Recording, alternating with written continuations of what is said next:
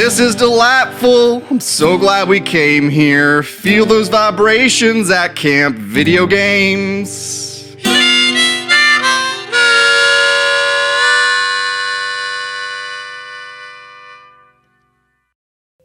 Howdy, campers. Welcome to Camp Video Games. This is Junior Counselor Sean, joined by Junior Counselor Josh.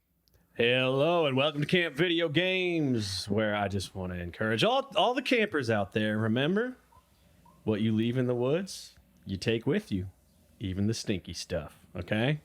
Yeah, you know who I'm talking about. You gotta dig holes for your poop. We're here to talk about The Legend of Zelda: Breath of the Wild. In our previous episode, we covered what Link, the hero of the game, experiences on the Great Plateau, which is the game's genius tutorial section. But now we're in Hyrule proper, and we are in the region of West Necluda, en route to meet with Impa, the sage-like old wise woman who is going to help Link discern how he's going to rescue Princess Zelda. This was at the recommendation of the Ghost King that gave us the glider. And now that we're in Hyrule, things are really opening up. And it's no longer a closed-off tutorial section. Now it's truly an open-world game. Wherever you stinking please at this point. Yeah, that's right. Right at the top, though, I want to make a correction from our previous episode. We were talking about the quote that is about to come to me as I'm just remembering as hard as I can. Me. I don't make mistakes. I'm just remembering and remembering. So I incorrectly credited C.S. Lewis, but it's Arthur C. Clarke who says any sufficiently advanced technology is indistinguishable from magic. Which is a really important design choice of the game with Link's Sheikah Slate and with all of the Sheikah technology that we see. It looks magical, but it's technological, and that's really important in the world building of the game. So I just wanted to make sure that we clarified that. That's Arthur C. Clarke, not C.S. Lewis. Oh, is this a very long foreshadowing to when I make us finally talk about Xenogears, which is loosely based on Arthur C. Clarke's Childhood's End? I would love to. I've never played Xenogears, but after you've ranted about it, I am really excited to try it because, I mean, God knows I love giant robots and angsty teens. And that seems to be in... Stay tuned for Camp Video Games Season 12. In the meantime, let's talk Breath of the Wild. But, if you want to listen to Josh and his sister Steph talk about giant fighting robots and angsty teens, you can listen to my sister Evangelion and me, our sister podcast, where they go through each episode of the critically acclaimed anime. And Josh has lots to say. But not here. Well, he still has lots to say about Zelda, but not about Evangelion, at least in this episode. And one more thing that we kind of omitted from the first episode is a really important enemy, two enemies actually, that we didn't make any mention of. I've been thinking about this since we recorded, that we skipped over something very important. We missed we see the first iteration of Guardians on the Great Plateau, and we did mention them in brief passing, but we didn't really go into Link's experience with them on the Great Plateau. So when we meet the Guardians, they've been immobilized over time, and so we're only dealing with these what's the word I'm looking for? You talking about the first Guardians we encountered? Yeah, they're like rooted, and basically it's as if sort of they're like turrets. Software is still controlling parts that can still operate, but they're not fully mobile, fully operating. Exactly. Yeah, they're not able to circle around you or to chase you. They're only able to aim their laser at you if you're within sight. So they're probably the most intimidating enemies you'll come across at this point in the game. I mean, yeah, well, beyond intimidating. I want to go back to the Great Plateau for just a second, because the game opens on a relatively steep difficulty curve for anybody who's coming into it as a Zelda fan. And I'm probably going to continue to reference like Elden Ring, FromSoft, that people coming from those games go, oh, this is a baby game. but okay, whatever. It's a different audience. Chill, dudes. Okay, but the first time you meet a guardian, you've probably already been having like a little trouble with like these bokoblin camps or whatever. Yep. And that music kicks in right away. That is so intense, and it's specifically. I'm just gonna make one note about like what makes it tense and anxiety inducing. Is that it's difficult to like even count its time signature. That it's like kind of got a polyrhythm thing going on, which is just makes our brain go like, I'm confused, I'm scared. We just want everything to go 1, 2, 3, 4. 2, 2, 3. Yeah. 4. Yeah. So and the first, and like you're probably gonna get blasted and game overed by the first one you encounter. So it very early on shows you that although this is already a steeper difficulty curve than you're used to with Zelda, there are serious dangers out there. Absolutely. I mean, there's enough danger to have incapacitated Link to make him, need to go into a place called the Shrine of Resurrection. So like, yeah, even if he's like the ultimate hero of Hyrule, he's no match for a robot that's been stuck in the ground for 100 years. Yeah, exactly. So yeah, the Guardians, very important enemy for the game. And then the other one that we didn't mention were the Choo-Choos, which are little blue blobs that like jump around. And actually, it just occurred to me on my way here, Josh. We're recording in Josh's palatial estate. No, we're in front of the Temple of Time. We're in a bunker in the desert. But the Choo-Choos are the same blue as Sheikah technology. And I wonder, and this is pure speculation, if there is something to be linked between the Choo-Choos as these like naturally occurring enemies that are in every region. They just pop up out of nowhere. And the way they attack you is they just kind of like launch their bodies at you. They don't seem to be especially like malicious. They're just like, if you get close to them, they'll attack you. But the interesting thing about Choo-Choos, and again, they're like the size of like, I don't know, like they range in size. Actually, they can be as big as like a small car. I think they have like two sizes. Basically. There's small ones that are the size of like a basketball maybe, and then there's larger ones that are a bit more daunting. But the interesting thing about Choo-Choos is that they can be imbued with elemental properties. If you kill a Choo-Choo, it drops Choo-Choo jelly. If you take some Choo-Choo jelly and drop it into fire, you'll have fire Choo-Choo jelly, which then has the essence of fire in it. So you could drop it again later and then strike that Choo-Choo jelly and it'll burst into flames, right? Or if you take some Choo-Choo jelly out in the icy tundra in the Great Plateau, it'll turn to icy Choo-Choo jelly. And I wonder if there's a link between that, because Link downloads all this information and it drops onto his Sheikah slate as blue goo. Mm-hmm. The seemingly same blue goo as the Choo-Choo jelly. So I wonder if they're like harvesting Choo-Choos to make this like their data plans are just kind of like they're reliant on like animal guts, which would, I mean, it's not set in stone. That's not verified, but that's just one camp counselor's, junior camp counselor's take on it. Yeah, I just tried Googling. Is this spelled with a U?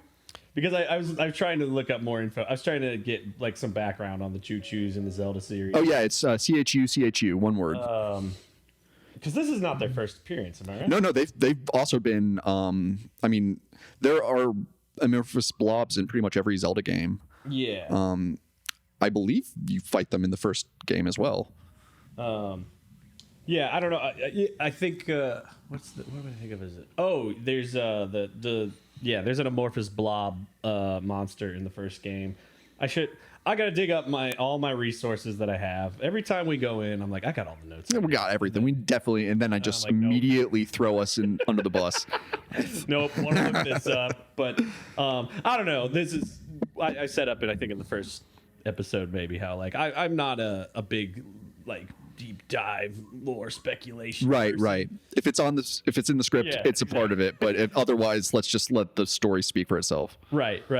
But it is like worth noting just from a design aspect, the simplicity of there's a base and then like the three elements, and you like approach you'll encounter those three elements throughout different regions in different ways.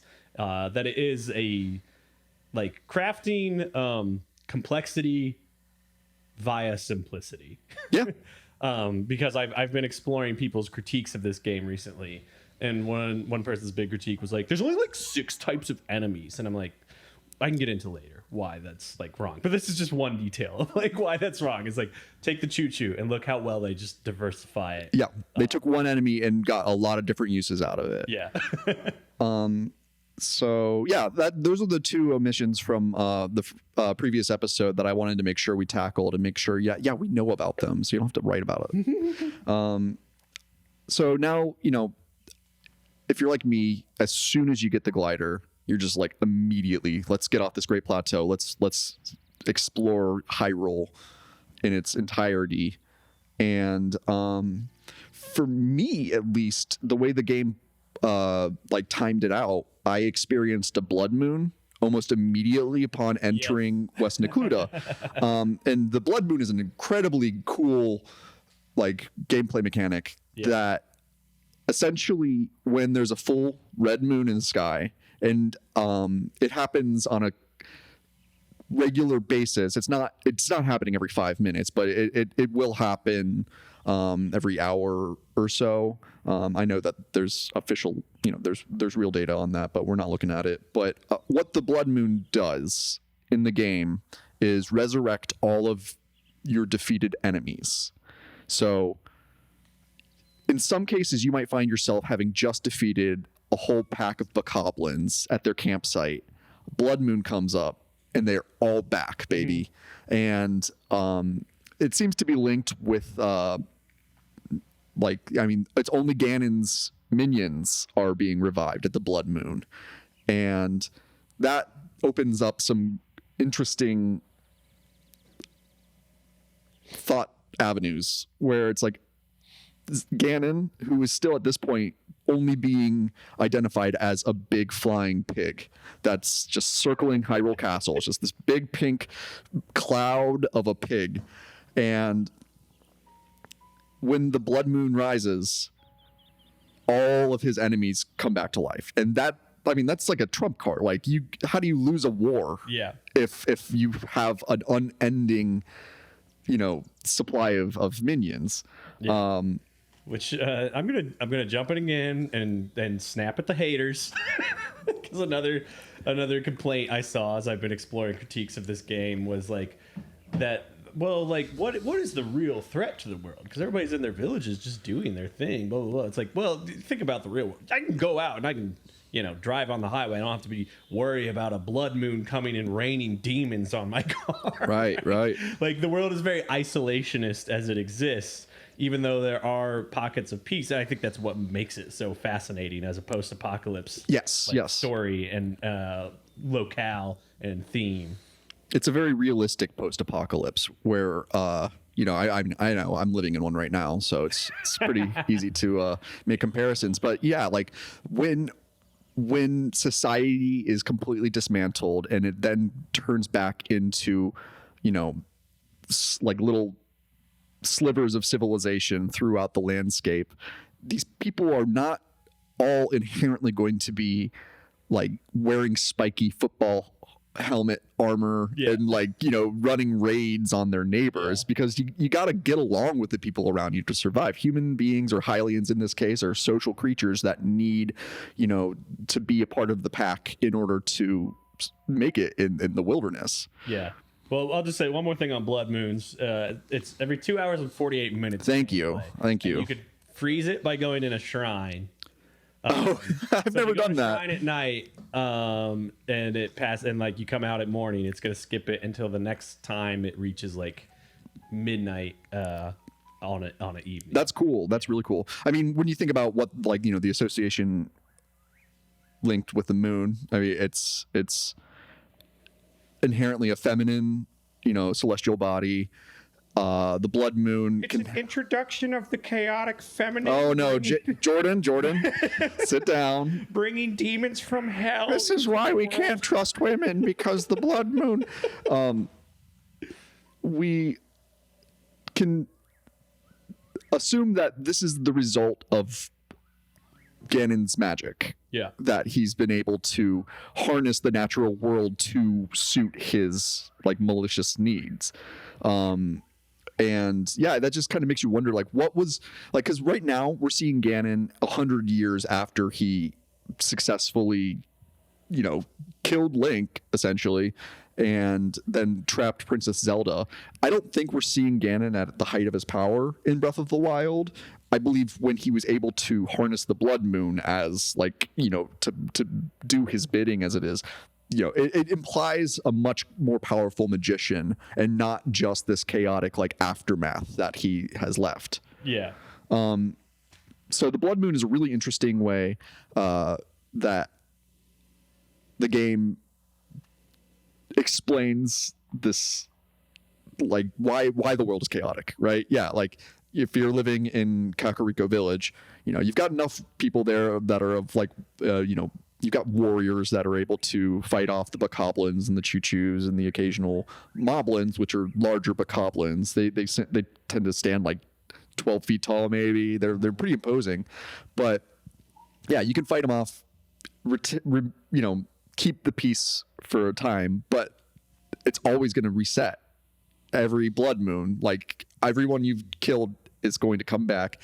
I wonder though, do they have memories of those past lives?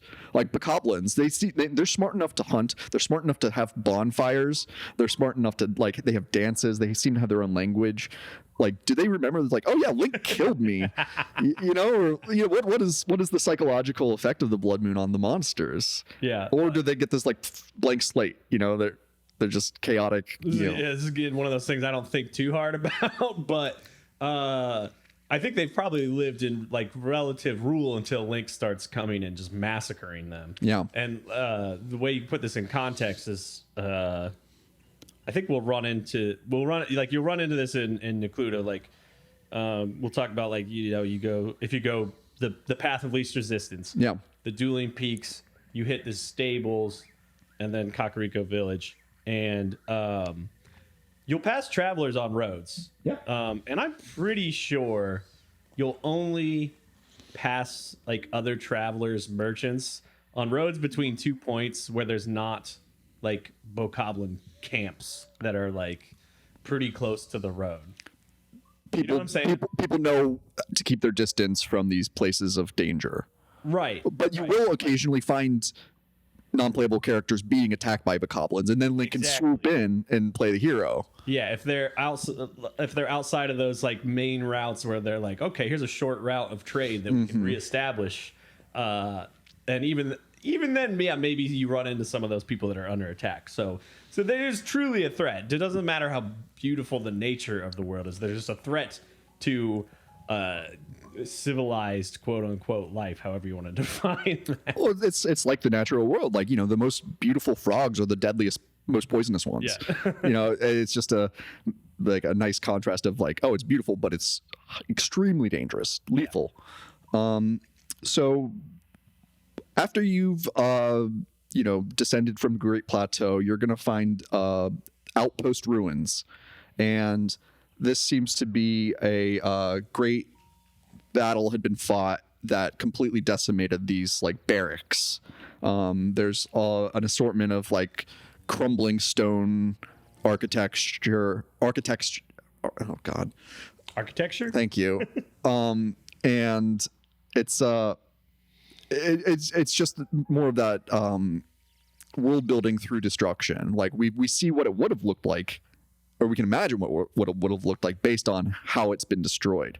And that's a great design choice. Again, I have to sing the praises of the artistic direction of this game, where they made a lot of choices that would be hard to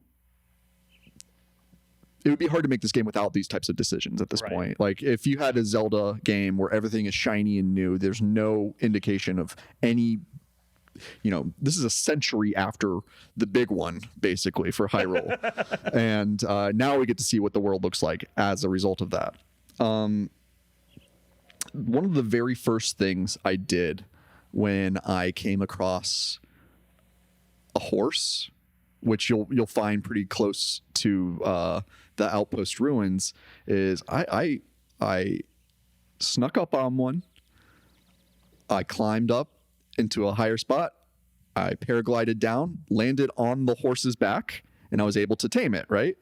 And was that on this playthrough or an original playthrough? Every time I've played it, I'm able to like get a horse pretty easily. They have like they're put in spots where there's usually a concentration of like a half dozen of them or so, right.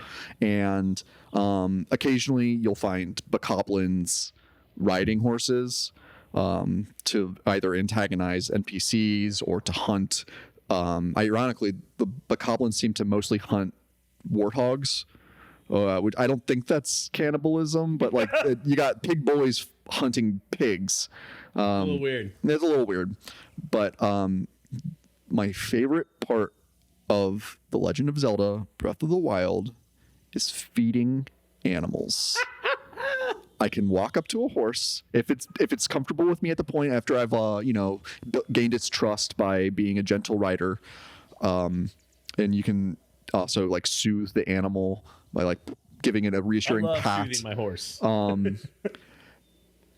You can. There's just something about the sound of it. I need that a lot. Little heart. Yeah, I sometimes need Link to calm me down too. I'll like read the front page newspaper and I'll be like, where's my boy? I need to be calmed right now. But Link can walk up, present an apple. The horse takes it, and then a little heart appears above its head because you've just done a good thing. You made a horse happy. Right. And you can feed your horse other vegetables as well. If you give a horse a swift carrot, it'll increase its running ability.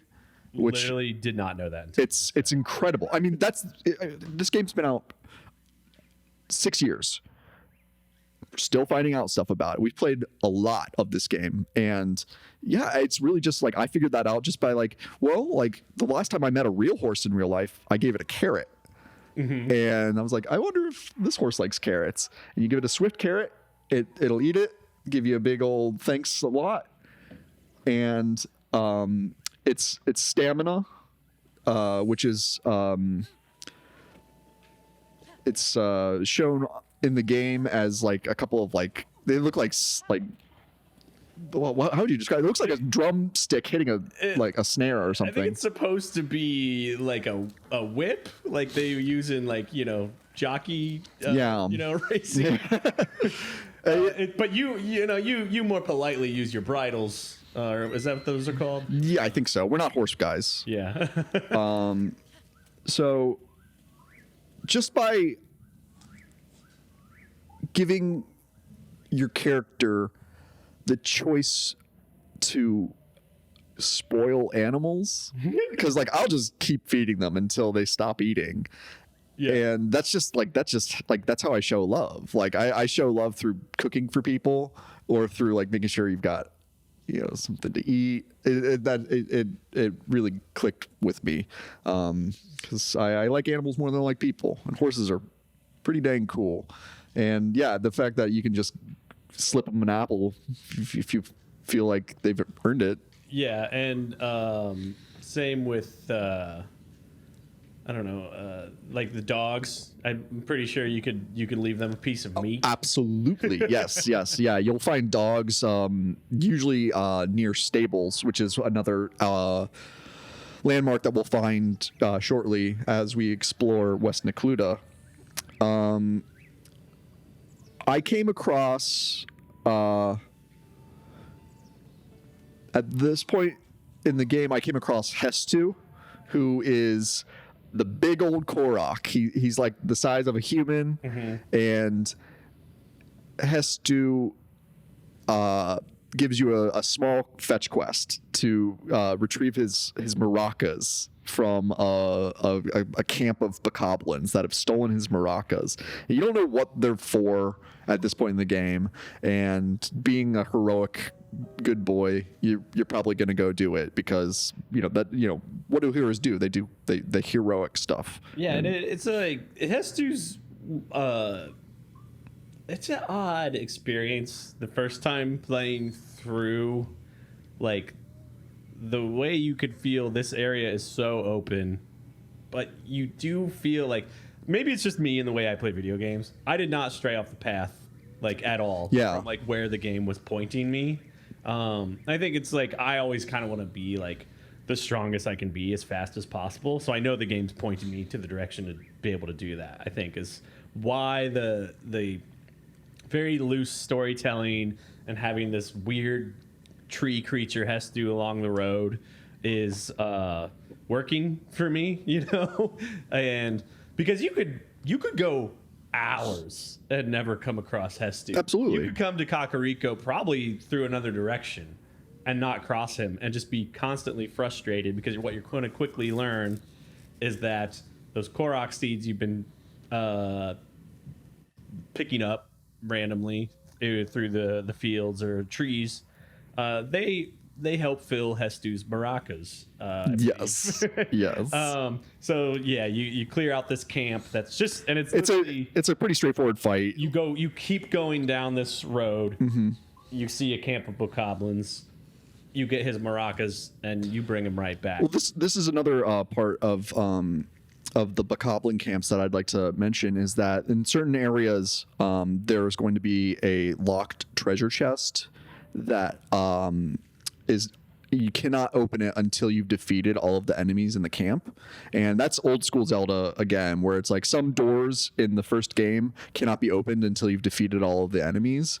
And this seems to be a kind of a continuation of that tradition where you come across a camp, they have one secret treasure that you don't know what you're fighting for until you open it. So it gives you the joy of discovery alongside the thrill of fighting a bunch of big boys. And once you get the treasure chest open, then you'll discover that you've found the maracas. I want to go back a little bit just to right when you meet Hestu. He's surprised that you're able to see him.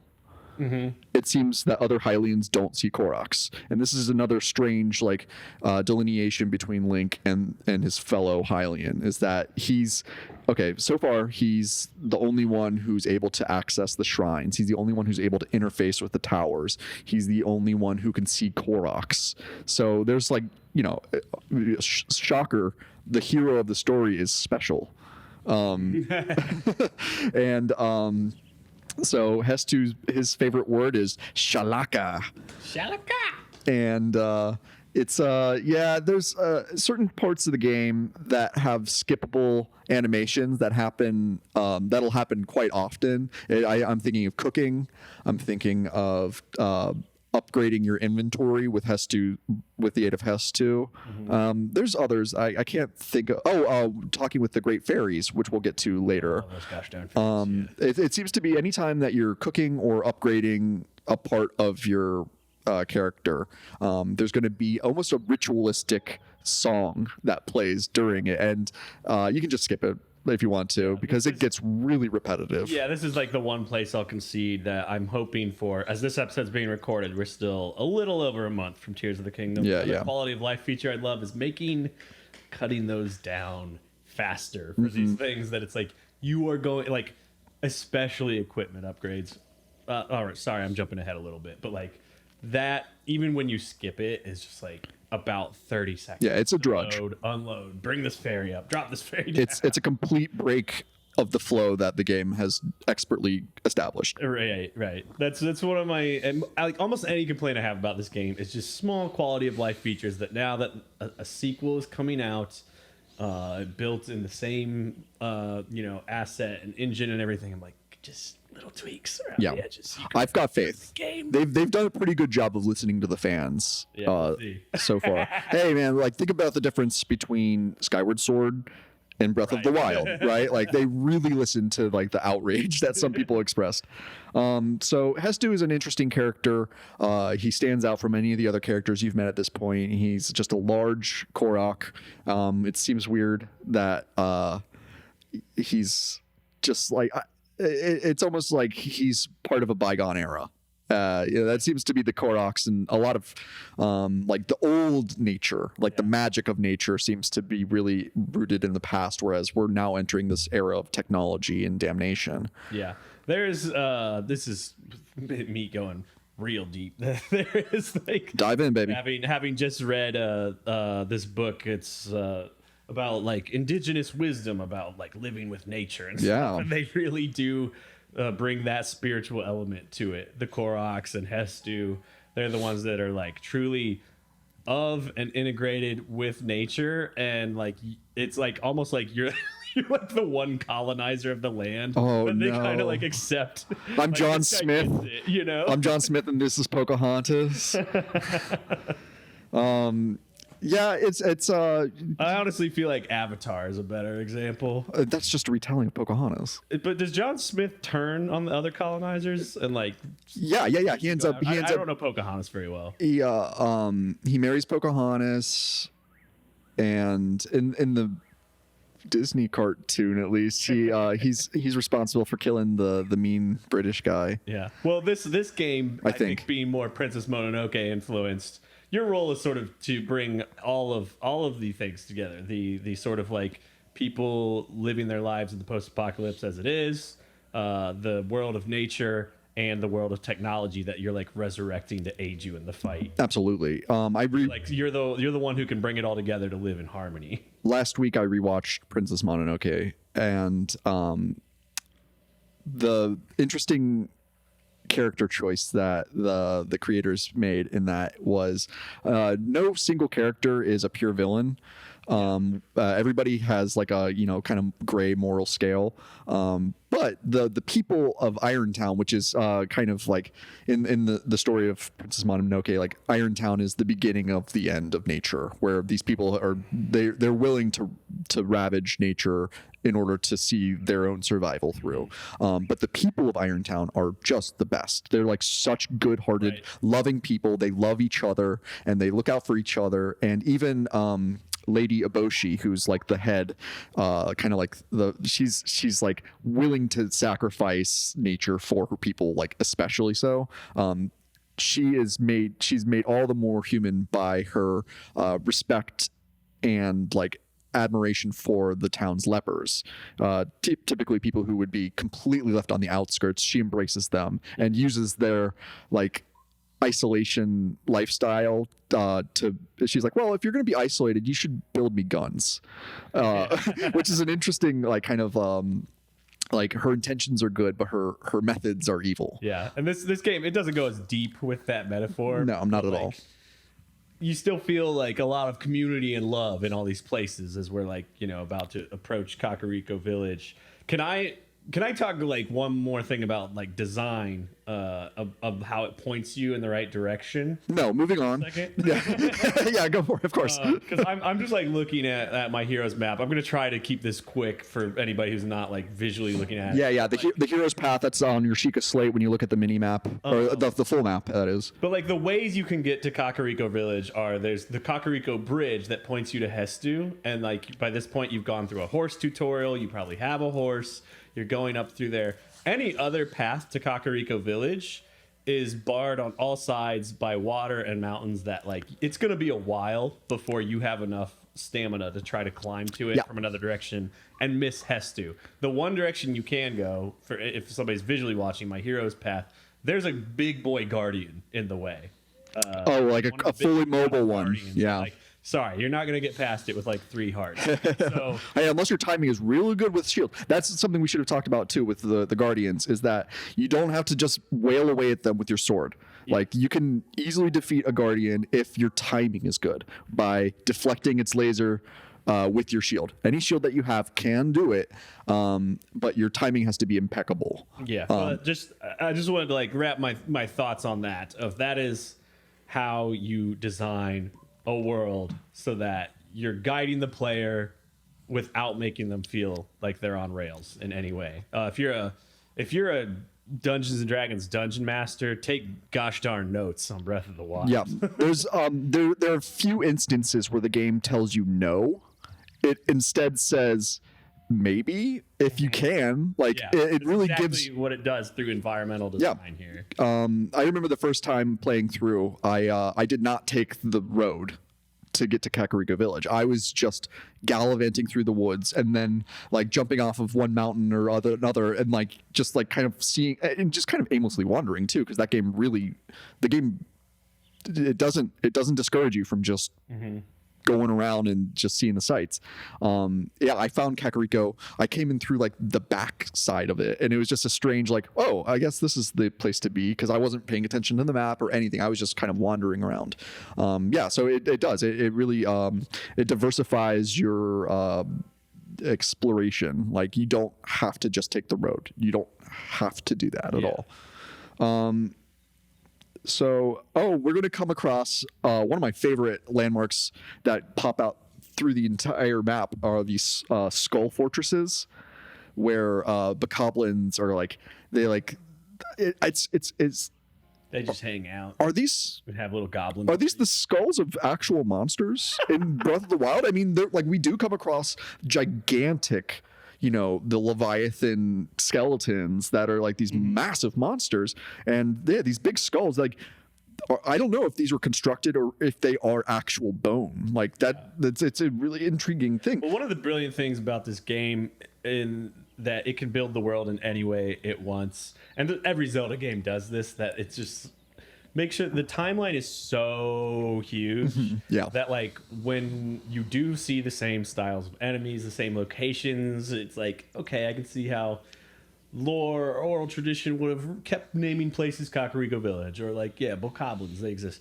But like there's so much distance that's like, but also maybe there's this other weird thing that's never been around before, like these monstrous leviathans, and things like that it can introduce little bits with like every game. Which will probably come up later, that like this to me is most clearly the most way far in the future from any other Zelda. Like I envision like the development of the Sheikah technology 10,000 years ago is like past every other game.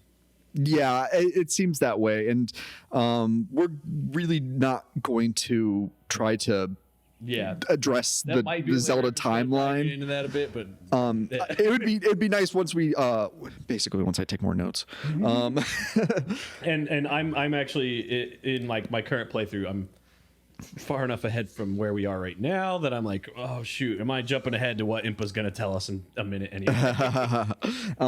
So one of the great design choices for the Skull Fortress though is that there's typically inside the Skull Fortress, there's going to be maybe a half dozen bokoblins, and you come across it at night, they'll all be like snoozing.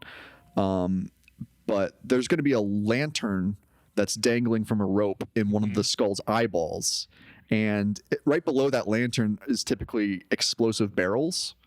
So if you're not trying to directly face enemies in combat, this is another one of those ways, like in the last episode where we were talking about the boulders that you can push onto bokoblins, that sometimes you'll find at the edge of a cliff a couple of boulders that are obviously there to use the physics of the game, push them over, and then they'll roll into your enemies. In this case, with your bow, you can shoot the rope holding the lantern so that it falls down onto the explosive barrel, ignites the barrel, explodes, and it if you're dealing with low level enemies, it'll kill all of them like immediately. In some cases, there are going to be more powerful enemies, and that'll take a chunk of their health off. But it's rewarding you for your three-dimensional thinking. Yeah. And there's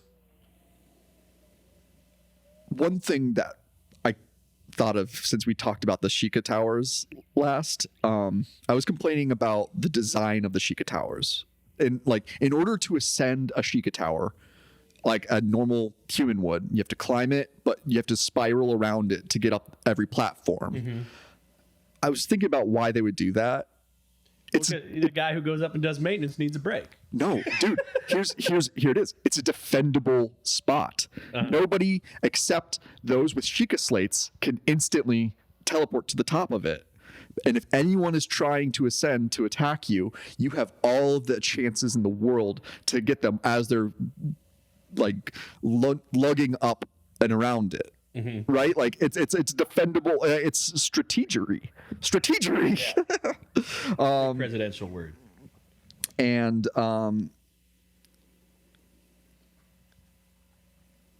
there's another aspect. Actually, I'm going to mention Evangelion again. Why not? With the Sheikah towers, because before Link activated the first tower on the Great Plateau, they were all submerged. All of the towers were submerged. And it made me think of the building facades in Evangelion that hide the Evangelion's weapons in Tokyo 3, right? So in Evangelion, there's these giant robots. They have like guns and knives and swords that are being hidden in buildings that are meant to look like they're being occupied by people, but they're really just facades that are designed to hide in plain sight, essentially. So what it tells you is that like the Sheikah they don't need to always display their like technological excellence to the entire world through the Sheikah towers. They can go right back down if they need them to. And I think that's going to be the case in Tears of the Kingdom, where if you see gameplay footage, I don't believe we see shrines or towers at that point. I might be wrong, but I don't think there's been any like as we understand them so far. Yeah, it's making for a customizable topography of the land where they have that much mastery of technology, which it's just really lending credence to the amount of time the Sheikah have had to perfect their craft. They're ancient and they are completely above the standard Hylian, who has still using bows and arrows and swords and axes, whereas like they have lasers. Like the Sheikah have chainsaws. Like we'll get to that later, but there's a lot there. It's just this they are wizards to these people because of their technology. So following the path to get to Kakariko Village, there's these like trellises that you'll walk under. They're like awnings that have the Sheikah insignia on them. And in Ocarina of Time, you're going to see something very similar, where there's one spot on the trellis. When you look up, you're going to see a bunch of arrows poking out of the insignia, and that tells you go ahead and shoot an arrow at that area, and it ends up being a Korok mystery. It's just one of those fun little visual. I would say it's an homage to Ocarina of Time at that point, because it's like copy and paste when you're entering Gerudo Village. There's a very almost exact same aesthetic. I completely forget about that. And I honestly, you mention it right now is the first time I noticed there are hand-drawn, like Sheikah insignias. And the other one that's there is interesting. There's a triangle with two dashes below it. I don't know if it's sort of a triangle plus 2 equals 3 Triforce reference. 'Cause we get zero canonical reference to Triforce except for one time at the end of the game in this. There's I'll throw out one theory on that specific image of the triangle with 2 dashes beneath it.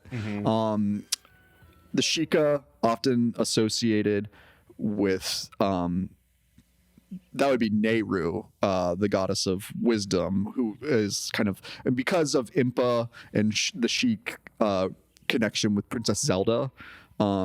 So I believe by having one triangle with 2 dashes beneath it would show that they, above all else, value wisdom.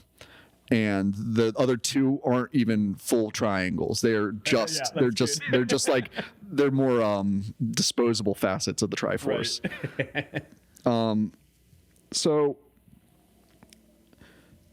yeah, you shoot the insignia with your arrow, and you get a Korok seed. Great, only 895 to go.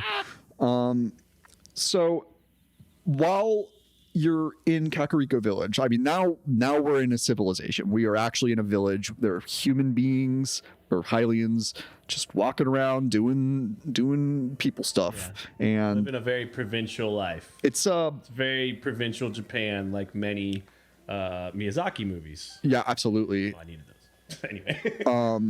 There's oh God, I just have such an affinity for the ways that you can show how people go about their day to day in the face of basically, I mean, like, these people can see Hyrule Castle too. They can see what's going on, and they're still just going about their day. It's like, you know, in the face of certain destruction, there's a guy just like who his only interest is growing pumpkins. Yeah. Dude, oh my God. I swear this is the last time I'll bring up Evangelion. Gosh. Yes! He's growing his watermelons. Holy moly. I'm about to cry. So when I went into Kakariko Village, I found myself my eyes were drawn toward the first shrine that you'll find in the village. And there's a path that is very easily, like, it's super apparent that there's a path right next to the shrine that'll take you back into the woods, and eventually you'll find a great fairy fountain. And the great fairy, like, And I just want to know, like, that shrine becomes like home base. I have teleported to that shrine. Yeah, what's the name of the shrine? Dozens of more times than any other shrine in this game. The Talo Neg Shrine. Yeah, I think it was the Kakariko for sure. Yeah, it really does become the hub of commute. Yeah. So actually, inside that shrine, before we get to the Great Fairy Fountain, there is it'll put you through a combat tutorial. It teaches you how to parry, how to do the backflip to avoid being hit. These specific combat modes that enable you to take advantage of your enemy by using defense in an offensive manner. A lot of the time, you can parry with your shield, which will stagger them, which will then open them up for attack. So it gives you that because you're going to need to know how to parry when you're fighting guardians, essentially. Like, if you're going to fight them... Not me, I brute force them, baby. And God, love this game because there's no single way to play it. You know, they really allow the player to feel like they're making the best decision by not making any specific route the best way to go. Yeah. But inside that shrine, you get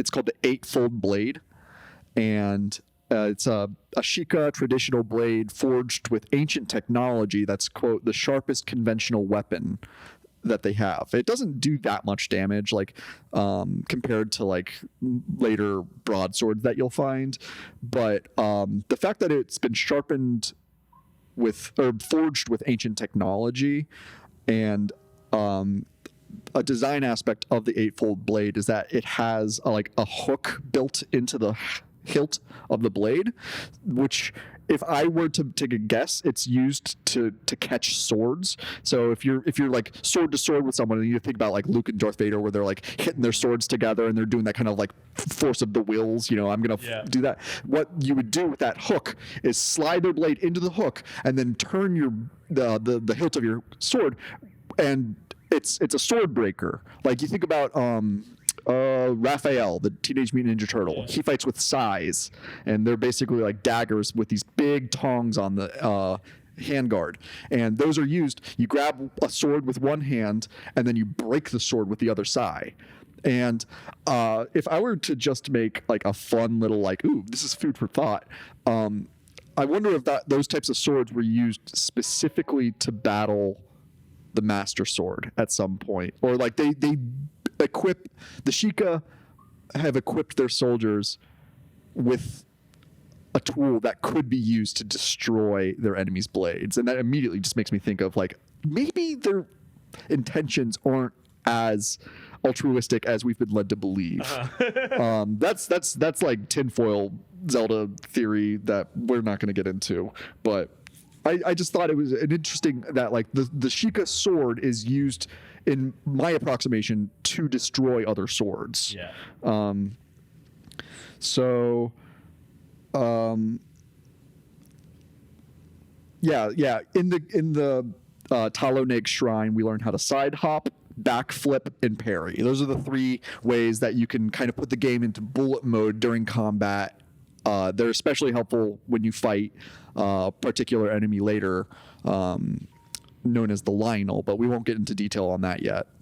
Yeah, and there's been a few, like we skipped over a little bit. There's been a couple other tutorializing shrines if you follow that path of least resistance. Yeah. Here. Like the first one you're probably going to encounter off the Great Plateau is like, here's the wind tutorial shrine that shows you how your paraglider can interact. Oh, yeah, sure. Wind. That's the one I remember off the top of my head. I don't, and then there's at least maybe 2 more shrines you're likely to hit on the way to Kakariko Village. I don't remember exactly what they were, but we're still in like the shrines are very much tutorializing new things for you at this point. What a great way to introduce that too. Instead of having a character say, "Hey, listen, let me tell you how to do a side parry," or whatever. Like no, it's like you don't have to go to these shrines. You definitely have like incentive to go, because you'll get another spirit orb. Therefore, you can increase your health in Josh's case, or your stamina in my case.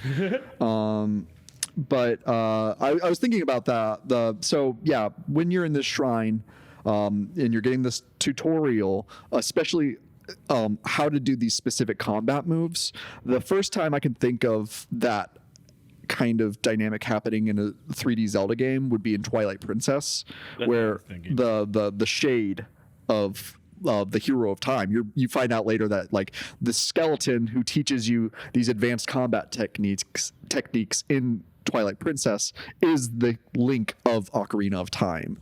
And the way that the shrine gives you this tutorial seems to be kind of in the same vein of that segment from Twilight Princess,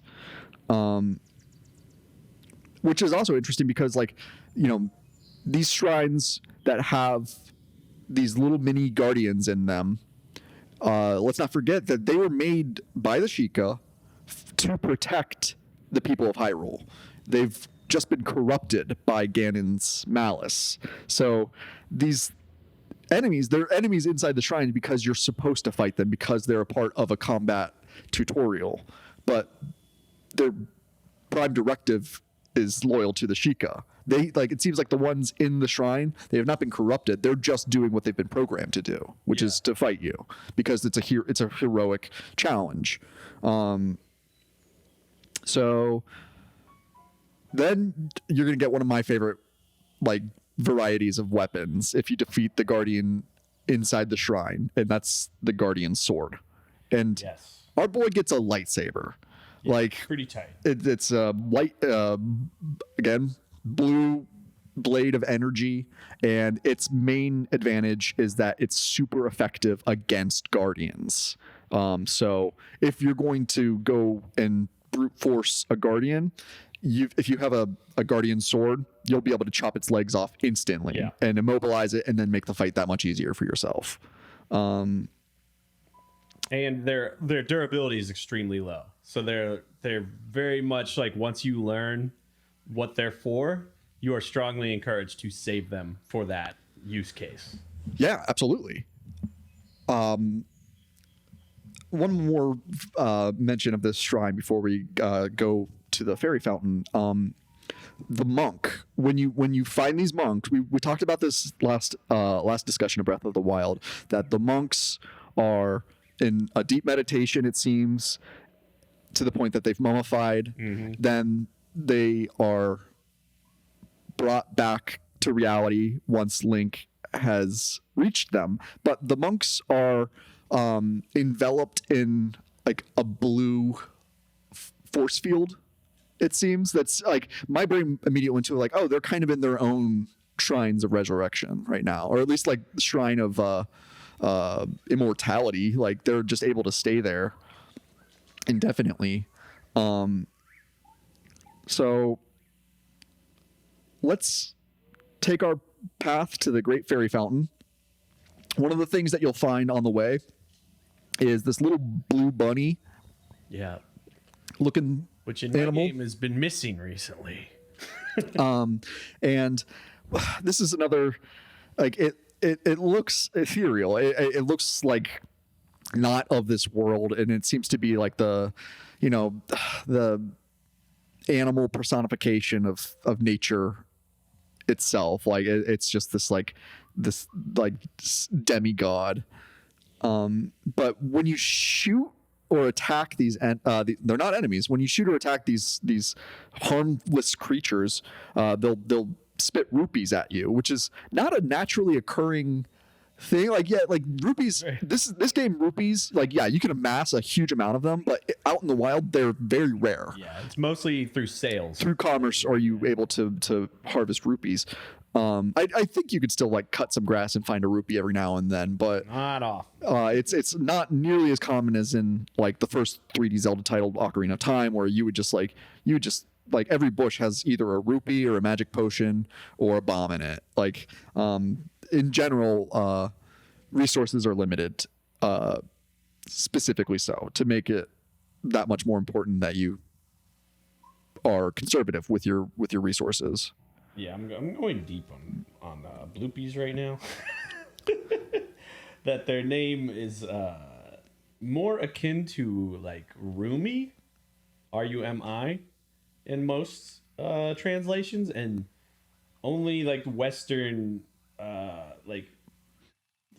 pretty much only English is where they're called bloopies. Bloopies? Yeah, where They're called bloopies? bloopies. I mean, their currency is rupee, so let's call them bloopies. Yeah, like it's like literally the English translation. This is like usually English translations are pretty thoughtful these days. This Yeah, is oh like yeah. the one lazy point that I've seen them like, it's blue, it gives you rupees, call it a bloopy. It's interesting because it's telling you like, yeah, there's this beautiful otherworldly creature, and it's almost like a deforestation analogy where it's like, yeah, you can destroy this thing and like it'll give you money, but what then? Like it's only there. Like you can't outright kill them. They'll run into like seemingly disappear. But it's not like other animals where you can kill them and harvest their meat. They'll give you rupees almost like it's like catching a leprechaun. Yeah. Right. Like.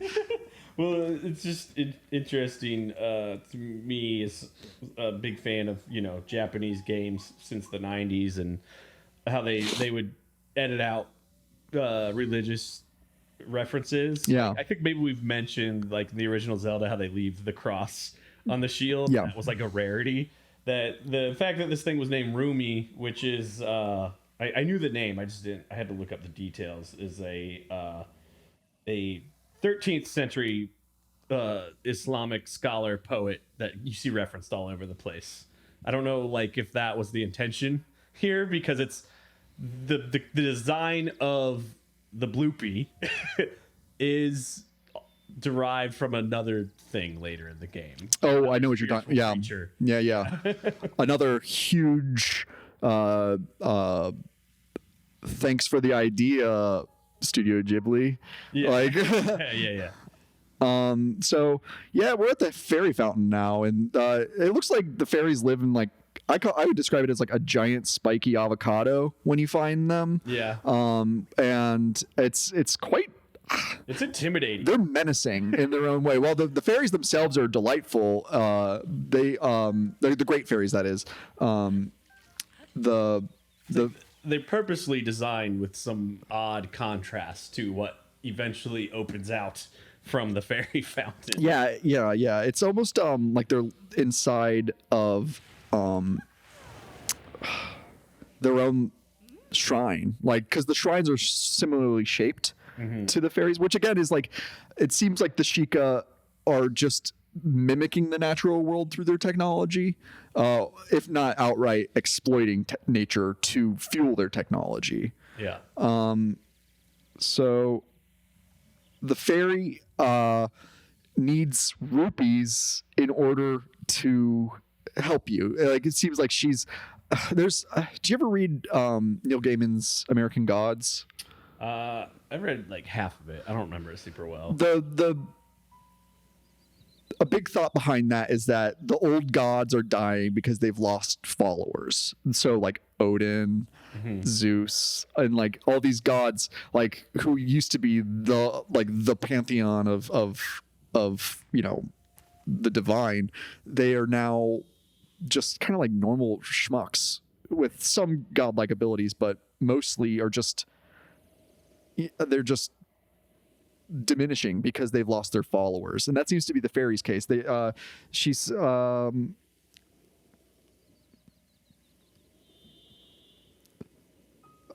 lost her devotees. Yeah. And needs rupees. I believe it's 100 rupees to bring her out of her pod. And this first fairy that we meet, the Great Fairy, her name is Kotera, and she like erupts from the spring when you go to talk to her, and she's just this like vivacious, buxom blonde, like she's thick, and they're always dummy thick, these fairies, and like, I love it. Which I think that starts in Link to the Past, that the fairy in the dark world is thick, and that's supposed to be like a negative connotation. Oh geez. Because she's like, oh, I've lost my beauty, or oh whatever. My gosh, I don't know if like that's the exact wording. Yeah. But then from Ocarina of Time on, that they sort of like own like, no, I'm a big beautiful thick woman. Yeah. It's great. And it's bordering on horny. Not even bordering. It's no. It's outright. Yes. Outright horniness. Yeah. And she's also 5 times Link's size. Yeah. There's some serious. There's some kind of fetish going on here, which is, hey, if that's your thing, you want to sneak it in your kid's game, good on you. Just don't make it too weird. Yeah. Did you ever see that old 50s B movie Attack of the 50-Foot Woman? Yeah. So the fairies. The great fairies, because normal fairies, you'll see them flying through nature as these little pink balls of light with some like butterfly wings, kind of translucent, ethereal. Interesting. There's been a precedent for the fairies' color throughout the series. Like, I still think of Ocarina of Time as the fairies being pink specifically. That being the color of malice. And like, you know, the enemy's color is pink and purple, whereas these fairies, they're the most useful quote unquote items you can pick up, because if you're not familiar with the fairies' function in a Zelda game, you can keep a fairy in your inventory, and if you are defeated in battle, you lose all your hearts, the fairy will automatically bring you back to life. And it'll give you a limited amount of hearts back. It won't give you a full heal, but it brings you back. And it's kind of like that's Link's Blood Moon, right? Like, you know, he falls and then is brought back. I'm sure there's something to unpack there. But the Great Fairies, there's a number of them throughout Hyrule, and their main function is to enhance Link's armor. If you bring the Great Fairies resources and rupees, she'll be able to increase the defense or the usefulness of your armor, which is quite useful as the game progresses and becomes more and more difficult with more advanced enemies going through. Boy, now, like, I think getting into Kakariko Village like properly, you could break it into like there's shops, there's non-playable characters, and then there's just like a village to explore. One of, I think, the shop that I frequent the most in Kakariko Village is the Arrow Lady. She sells fire arrows and regular arrows, and that especially early game where like the bow is probably your best bet in some cases, and it stays that way throughout. Although again, as with every other facet of the game, if you choose to ignore one thing, you're still going to have a very balanced and enjoyable game just by taking advantage of other weapons instead of arrows. Like you could play full archery, like don't use anything else but arrows, and that could be your combat style, and it would be just as fun as playing with 0 arrows. It's actually interesting. You said this arrow shop you go to. I almost never go to that shop. I prioritize keeping a lot of arrows on me. Yeah, but I always buy out Beetle, the traveling salesman. yeah, we'll get to him. I love Beetle. You can find him anytime you transport to a stable, and he restocks his inventory on a rotation of. And like you could just pop. I think you could just pop around to every stable and buy him out all at once, like if you wanted to. Sure. That's kind of the path of least resistance for me to get arrows stocked up. If you want more advanced arrows later in game, the best place to go is Gerudo Village, where you can get everything you want. I mean, you can get bombing arrows, ice arrows, thunder arrows, fire arrows, and regular arrows. But we'll get to Gerudo a little bit later, not in this episode. One thing that I really enjoy with the commerce in Breath of the Wild is people get really happy when you buy out their inventory. Yeah. It's just like, it's like being a real shopkeeper. You're like, oh, cool, I get to close early. Like, dope, thanks. I just like that a lot. So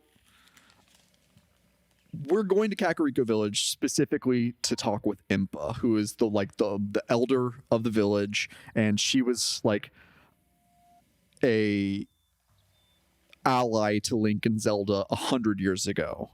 Now, Josh, you played Age of Calamity.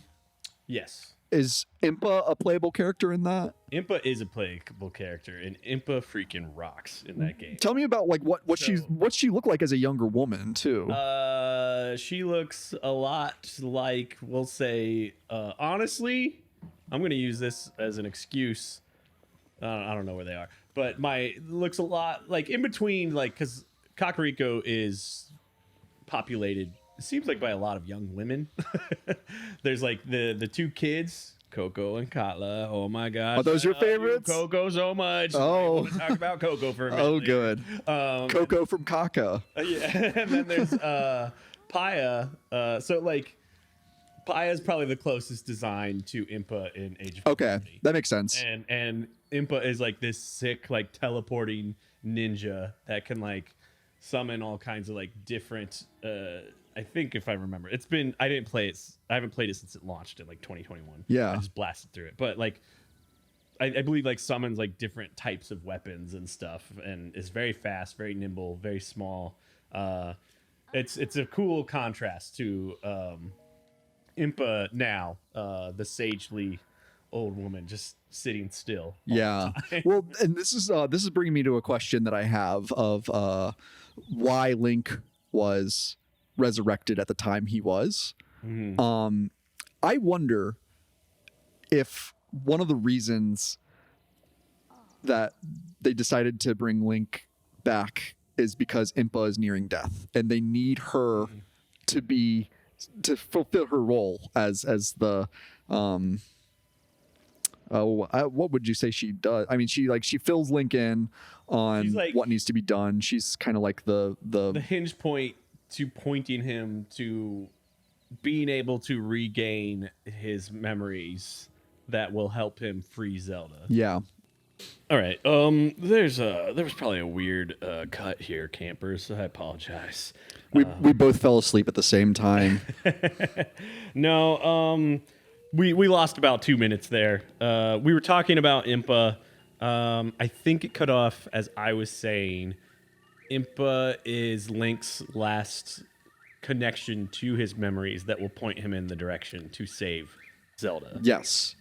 And what Impa does in a gameplay standpoint is give you your next quest, essentially, which is to regain your lost memories through the Sheikah Slate, and to tame slash repossess the divine beasts, and she gives you like the markers on your map. But when she gives you a big lore dump, she essentially tells you the history of Hyrule's downfall, how Calamity Ganon corrupted the Guardians, overwhelmed the Hyrule forces, and imprisoned Zelda in like a seemingly endless psychic battle. Which maybe you have better notes on this, because I don't want to jump ahead and spoil something if somebody's for some reason playing for the first time and listening to this. Do we find out in the first exposition with Impa about what the deal with the Guardians and how they were being used is, or do we discover that through the memories?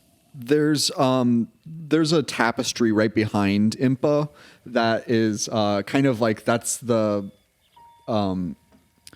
it's the history of how Ganon came to power. And if you look at it, Ganon is like personified as, or not personified, but he's depicted as this like dragon-like monster surrounded by guardians. Yeah. And so that was the Great Calamity, where Calamity being the corruption of Sheikah technology to be used against the people of Hyrule. Actually, I don't know if that's quite right. This, I believe, is the telling of the hero and the princess from 10,000 years ago, and how the Guardians and the Divine Beast aided them in the fight against Ganon. Not what happened 100 years ago. Interesting. Which is, again, I don't want to spoil if it's not exposed at this point, which is it went a little different 100 years ago than it did 10,000 years ago. So this tapestry that we're talking about, it's telling the story of 10,000 years ago, when they succeeded with this plan of all the Guardians and all the Divine Beasts against Ganon. Well, I sit by this campfire corrected. And that's because I just, in my own playthrough just last night, got to the point where that is told. I forget what Impa tells you here. I don't know. I think she just tells you, like, just go learn more. Do you have it written down, like what she tells you here? Well, we'll figure that out later. Let's see. Impa. Let's describe what she looks like too. She's like this cute old lady. She's very, very squat and short. It's funny to think that like she once looked like Paya, where she's now like, because Paya is like, you know, a svelte, like classically proportioned, beautiful young woman. And then age very just smitten by our Link. Oh, she's we could talk about Paya too, because she's just incredibly shy, and it seems to be overwhelmed at the fact that she's talking to Link. Because when you think about it, like Link is this like nearly forgotten hero of destiny, of greatness, and then he's just this like, and then he arrives and he's just like her peer, and she's like incredibly reserved with him and seems to be flustered and like is tripping over her words. And yeah, it seems that she's aware of how important Link is, whereas a lot of other characters aren't. They're just like, hey, what's up, kid? Oh, what's that weird thing you got on your hip there? Is that an iPad? You got yourself a Pokemon's or something there? Different characters have different reactions to Link and his importance to them, or just experience of him is like, oh, hey, fellow traveler. Yeah. So there's a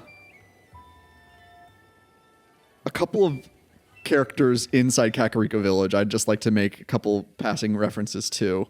First, you want to talk about your favorite little kids there? Oh my gosh.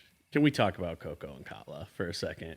I am so obsessed with them. So Coco is the sweetest little baby angel you will ever encounter in a video game. So there's a brief side quest, very simple side quest, where you cook a series of meals for Coco, and it's sort of like a tutorializing of like, hey, if you just like the cooking for the sake of cooking, Like, there's all kinds of different things you can experiment with. If you min-max the game, you'll quickly find, like, oh, there's just 4 or 5 ingredients that you just stack 5 and you cook it, and that's all you really need. Yeah. But Coco takes you through a series of side quests, and the reason Coco is doing this, and I forget the order that it's told, is she's trying to learn to cook as well as her mother. Oh. And what you will find as you explore Kakariko Village and you get to know Coco, her little sister Katla, and their dad, is that their mom has passed away. So if you catch Coco at the right time of day, Coco's not hanging out by the fire and like trying to learn to cook. Oh my God, look at this little baby. I'm sorry, I've got it on the screen for the video viewers. But if you go to the other side of the village, there's a stack of like sanctuary gravestones, sort of. Oh, it's not like a full graveyard. And if you like, you'll sneak up on her and she'll be crying. And then when you talk to her, she's like, I wasn't crying. Oh, no. She feels like she's like trying to repress it. And like, she's trying to be strong and like replace her mother for the family. And that's just all built into just the experience of just hanging out in this village. Campers, it's okay to cry at your mom's gravestone. It's okay. Like, it's incredible how much, like, you forget because you spend so much time in this game exploring that you forget, like, there's a lot of really good story and world building. Absolutely. That is being told somewhat subtly, sometimes extremely in your face, and, like, too much. Like, okay, this cutscene did not need to drag. I got the point. But it's, like, it's for a younger audience than us when you get that style of storytelling where it's, like, very simple language, but they keep reiterating things. But then there's things like this that you've got to like poke around and like follow the side quests because people use The Witcher 3 as like, this is when side quest depth and lore and storytelling was perfected. I will quickly tell in that game, there's this, what you realize is not the main quest and is just a side quest. It probably like 5 or 6 hours into it. Oh my God. That there's these like 3 witches in the woods, and you just keep hearing about them as you go through quest after quest and getting closer and closer to them, that have been like stealing kids and like eating them or something. Yeah, dude, that's what you should do with kids. Yeah, and like it's several hours in that you finally finish it, and it's like spooky. Like I was like, they built up so much about these witches, I'm scared like by the time I get there. And then you're like, that was a side quest the whole time. And so like people think like that's what every game should do. Like people think like that's like subvert your expectations. Subvert your expectations and be like so deeply engaging with the side questing that you forget that you're not doing the main quest anymore. Yeah. And I think this game's a very happy medium that it's there if you want it. You can find really deep world building and storytelling and like a lived in world if you want to look for it. But if that's not your game, you can go do something else. Absolutely. And you're not necessarily like you're missing something that was put in there for a certain style of player, but you're not missing anything for your style of play if you're not into that. Because me, like I was saying earlier, I go into a game, I'm like, I want to min-max, I want to feel powerful, and like I can skip over that kind of stuff the first time around and not pay attention. And this time through, I was like, Coco, oh my God, I love you so much. I'll be your new mommy. So that's my side note of why I love Coco and Katla so much. I'm gonna now bring up my favorite NPC in Kakariko Village, which is the pumpkin farmer Olkin. He's great too. So Olkin, when I first approached him, I don't know how like much the character like models really differ as you go through the different people of Kakariko Village, but Olkin specifically looks a lot like Link in my opinion. He looks like an older Link. But when you approach him, he's tending to his pumpkin fields, and the first thing he does is he kiddingly accuses you of being a spy from the Yiga clan. Mm-hmm. And we have at this point had no real interactions with the Yiga clan, and this for a lot of people is the first time you hear about them. And so we're gonna just kind of briefly touch on what the Yiga clan is, which is they're followers of Ganon. They support Ganon's rise to power. They are Hylians, they're Sheikah, they're people of Hyrule who have decided to align themselves with Ganon and his forces. And in The Legend of Zelda overall, starting to my memory with The Adventure of Link, the whole point of that game is Ganon's followers want to kill Link and use his blood to resurrect Ganon. And that kind of carries over into A Link to the Past, where Aghanim is trying to bring back Ganon as well, right? Is that I'm getting that right? I think a closer parallel might be Zant in Twilight Princess, because Aghanim ends up being just like a personification of Ganon, I believe. No, he's a magician who is working to resurrect Ganon. Like, yeah, but then he turns into Ganon at the end. I believe Ganon is then summoned, or like either way, there's a constant. Yeah, there's always people who don't have Hyrule's best intention. Yeah, they don't have the best intentions. They're willing to sort of trade their soul for power. Exactly, we've seen that before. Yeah, the government, but gosh darn government. So the gosh darn multi-corporation. Blah, blah, blah. Anyway, I just want to touch a little bit on Ulkin some more though, because once you get to know the Yiga clan a little bit better later in the game, you'll come to know that they're obsessed with bananas. And mighty bananas are a component in cooking that can increase your attack power. And Ulkin grows pumpkins. I think they're called fortified pumpkins or something along that line. And they specifically increase your defense. And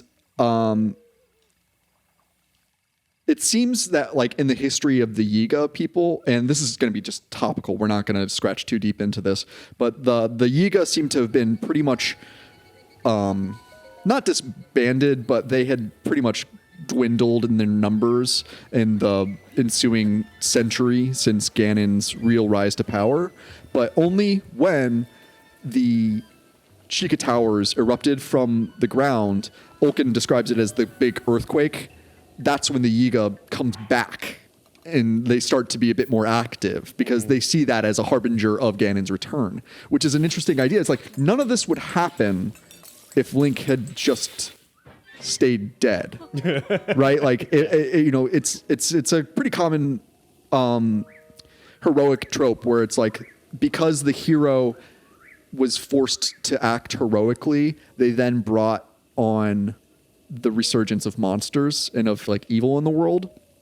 And that's like the first game that I remember that being kind of paralleled was in Secret of Mana, where your hero draws the sacred mana sword from a stone, and monsters then start to like repopulate the world in like greater numbers than ever. The hero then gets banned from their village, and then they go on their way.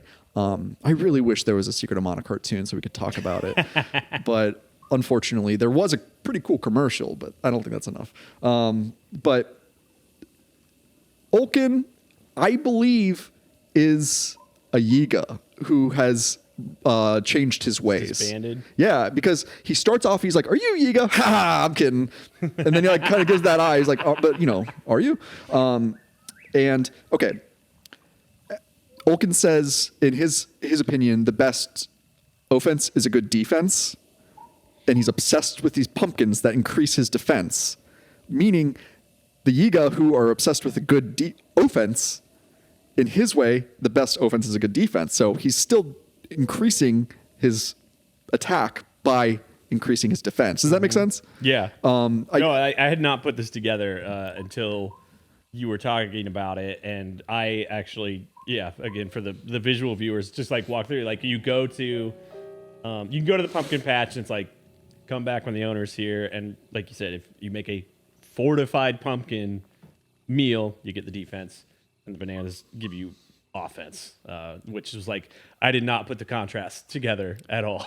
Yeah. And I think you're spot on. So I do think that he like that's the game being like, not everyone's good or evil. Like there's we all ride that line of like, are we a good person, or are we a bad person, or are we just kind of like a neutral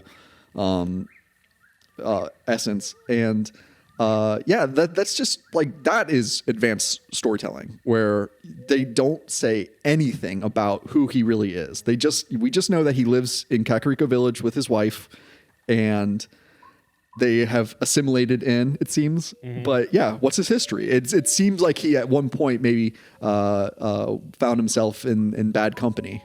Yeah. And that's just brilliant.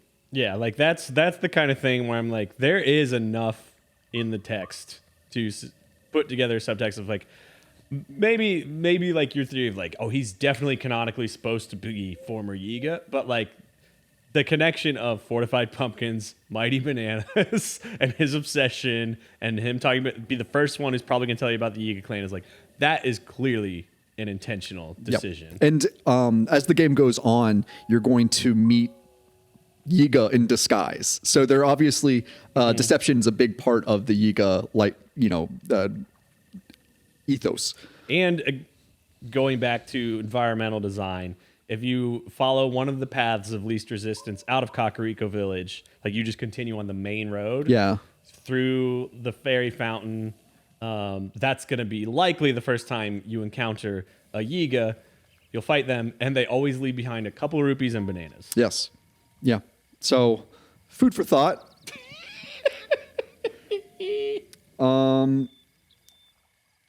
Okay, so Thoughts on food? There's just one other detail about Impa that I'd like to make mention of, and that's her house is situated at the base of a waterfall called Lantern Falls.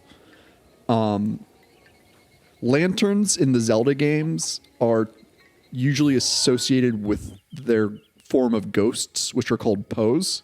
And I don't know how intentional that is, but it seems like, having this like old woman who is essential to steering the hero on the right path to their quest. She's like a ghost of the former age. And in the Zelda games, the ghosts, which are called Poes, are typically carrying lanterns.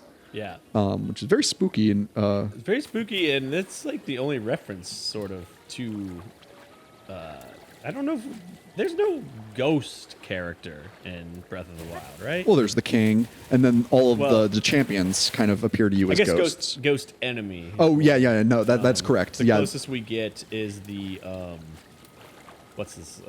The skull folks at night. The skeleton. oh, the Stalfos. Yeah. Which is its own separate thing. It's not the same as Pose. So Right, because they are of not flesh and bone, but of bone. The undead do play a big role in this game, as they have in most Zelda games. I remember in the very first Zelda title, there's a graveyard in the southwest part of the map that it's just like a huge amount of gravestones that go through, and when you touch a gravestone and a ghost comes out, and there's always going to be one ghost that is able to be attacked, and then every subsequent ghost in that patch of gravestones is they're ethereal. They're not, you can't hit them. So if you touch all of the gravestones, you're just going to be flooded by these ghosts that start to hit you, and only one of them can be defeated, which would then defeat all of the other ones. right. So it's just an interesting way, because that was a big way to farm resources in the original Zelda, because they would still drop items if you defeated the base Poe. But they're notably missing as enemies in this game. I guess specifically replaced with the skeletal reincarnation of bokoblins and moblins and other enemies too, because we'll come across the Hinox and the skeleton horsies that you can ride. Mm-hmm. Do you ever get that? You ever get a? I never rode a skeleton horse in this game, I don't think. It's just like riding a normal horse. So, oh yeah, one other NPC that I really love, and she's if you're playing, if you're entering Kakariko Village, as the game kind of nudges you to do so, you're gonna come across this old woman who seems to have twisted her ankle, and her name is Nana. And she's just a sweet old lady who is maybe a little bit younger than Impa, but she's old enough to be like, oh, that's a Sheikah Slate. You should go talk to Impa. And it's just a great way to kind of propel the player forward and to know that, they're at least to the people of Kakariko Village and the guards that guard the base of the staircase that approaches Impa's house, they immediately recognize the Sheikah Slate because the Kakariko villagers are the Sheikah people. And looking at them now, they've seemed to have really fallen from their technological grace. They're now back to like an agrarian lifestyle. Yeah. Which is interesting because like what was that intentional? Did they did they put the flame of technology out as it is, which is only to be relit later as a blue flame when we get to a certain place? Mm-hmm. Did they do that because they saw the hubris of their technological ways? They decided we need to go back to our roots and just be, we got to be some forest ninjas. And yeah, after you've talked with Impa, it's time to start questing proper. Like you're gonna conquer the divine beast, which we'll get into next time. And she sends you to Hateno Village. That's the next village that you're kind of prompted to go to, so that you can get some work done on your Sheikah Slate. It needs some software updates, it seems. Yeah, it's been needing to go to the Apple Store for quite a while. Yeah. Yep. Other things worth bringing up is, as soon as you enter Kakariko Village, there's a gossip column that you can find as you go through different civilizations or settlements called the Rumor Mill. Mm-hmm. And it's really just a prompt to give you some side quests as it goes along. And we're not going to cover too many side quests because there's just so many of them. Yeah, there's a lot, and they are very messy. Very messily organized, and don't... that's going to be me admitting a weakness. They don't telegraph very clearly their level of importance. Other games do that a little better. Sometimes it'll be something that will either cost you a lot of time or a lot of money. You'll come back and you trade this very valuable item that was hard to find. They're like, here's 50 rupees. It's oh, I thought you'd point me to a shrine or something, or give me a piece of armor. Nope. Yeah. And it's very hard to understand how important a side quest is often. Well, campers, I think we've covered. Well, I know we've covered everything I took notes on, at least. But if anything comes to mind about the Necluda region, I suppose we should at least talk a little bit about the dueling peaks, which are the mountains that you have to pass through in order to gain entry to Kakariko Village. Is it one mountain that was cut in two, or is it just two mountains that are very closely, placed together? It's kind of an interesting landmark. It's really easy to use as a waypoint when you're traveling without a mini map. It's there's the dueling peaks, so I can keep going that way if I want to go toward Kakariko Village. Other than that, Necluda it's just got a lot of wilderness, a lot of ruins, and Kakariko Village is the big it's kind of the objective to be found in Necluda. Yeah. So we talked earlier about we're gonna start to bundle our conversation not by region as much as it's going to be by different major moments story in the game. scenarios and beats is probably the best way to put it for this game. Yeah, and that makes sense too, because we're going to be following the official Nintendo strategy guide for Breath of the Wild in terms of what beats to follow and how to progress through the game. Yeah, which is wildly different than I would do it naturally. Isn't that great? Naturally. Isn't that great? I mean, it's, compared to other Zelda games, where it's like, well, first you got to do level 1, and then level 2, and as it goes on. You don't have to. A little bit out of order in a couple of them. As we all have. Although I don't think you can do that in Ocarina, because there's specific items that need to be had in order to progress. But if I'm wrong, go ahead and give us an email at campvideogames@gmail.com. Let me know just how much more you know about Zelda than we do. I read all of the emails, so please don't be shy. Follow us along at Instagram at Camp Video Games. And thanks for listening and for hanging out here. Yeah. Well, I guess before we go, to clarify, next time, since we're talking about story beats to hit, go for it. We're going to try. We'll see. Hateno Village and Zora's Domain and the Varuda? Don't ask me like I know. I don't. All the words are so weird in this game. the divine beast in Zora's Domain. Yes. The big old elephant. Yeah. So. Thanks for hanging out, campers. Join us next time. Until next time, camperoos. If you'd like to write to us, send a message to campvideogames@gmail.com and follow us on Instagram at campvideogames.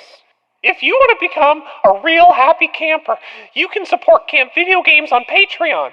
For $5 a month, you'll be granted access to even more discussions about movie-based video games, game-based movies, full-length commentaries, playthroughs, and more. Whether you sign up or not, we're glad to have you here at Camp Video Games.